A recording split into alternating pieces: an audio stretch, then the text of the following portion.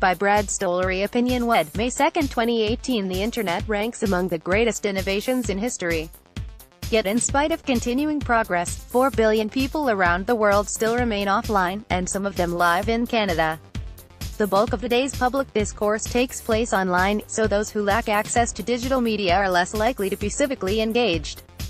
The stakes are highest for Indigenous people, whose deprivation limits their political participation. Their assimilation, should they continue to abandon reserves, also jeopardizes Canada's diverse character. Canadians are obliged to recognize that fortifying our democratic society, and reconciling with Indigenous peoples in a tangible manner, requires us to remedy the digital disparity that exists. For many Indigenous communities, gaining reliable and affordable broadband access is a matter of cultural survival. The community of Meskwachis, which comprises 4 First Nations reserves, is a telling example. Located in central Alberta, many there have long struggled with gang violence, addiction, and a shortage of potable water.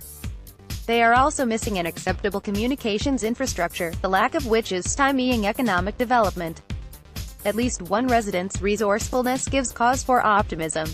An Al Jazeera documentary last summer showcased Bruce Buffalo's effort to help revitalize Meskwachis by providing free Wi-Fi to his neighborhood.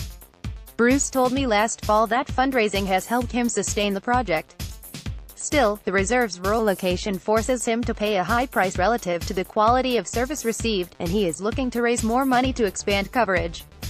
As a tech entrepreneur, Bruce's Meskwachis Fiber project is his livelihood. In search of a better life, Indigenous Canadians are migrating to cities faster than any other ethnic group. Although young people who choose to leave reserves will pass down aspects of their ancestors' culture, the communities they leave behind will atrophy so long as successive generations withdraw. Unreserved development can ensure that no one is forced to choose between their culture and their future. Some might say digital access cannot be a priority compared to the mental health and contaminated water crises that continue to plague Indigenous communities. Compared to these problems, high-speed internet may seem like a luxury to which attention can be postponed. Yet it would be a mistake to put broadband on the back burner. Peering in on a dire situation from a position of privilege makes one vulnerable to the bigotry of low expectations. We must guard against the callous and hypocritical temptation to treat the meager gains of impoverished communities as good enough, if the ensuing standards don't meet those which we take for granted ourselves. It is true that physical, logistical, and fiscal hurdles will hinder infrastructure development, especially for Inuit communities whose remoteness poses immense engineering challenges. It is also true that appeals to pragmatism too often serve as cover for apathy and double standards. And while a modern digital communications infrastructure on its own is no silver bullet for the poverty trap, without one a brighter future is impossible. The Internet occupies and connects people, helps them search for work, and enables telemedicine. Digital media make learning more accessible and engaging for students, offering them greater incentive to finish school. Tech projects like Bruce Buffalo's have the potential to allay a number of the most pressing difficulties that Indigenous reserves face, including brain drain. The standard of living in Canada is one of the highest in the world, except in many Indigenous communities. That is a glaring caveat.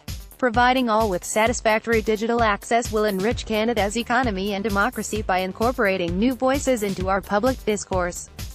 Most of all, though, closing the internet gap will set the stage for real, lasting reconciliation. Digital access permits Indigenous people to become equal citizens in more than word alone. By stimulating economic development and promoting civil engagement, it returns local autonomy to Indigenous communities, instantiating a sovereignty that should never have been taken from them in the first place. Canadians must live up to our values by bridging the digital divide. Failing to act decisively would mean allowing a great injustice to fester, and risks the erosion of Indigenous cultures over time, all to the detriment of our democracy's unique vibrancy. Brad Stollery is a federal public servant by day and a blogger by night. He grew up in central Alberta, but now lives in Ottawa. When IT comes to expert advice, come to US, new NEWSLETTERADVICESIGN.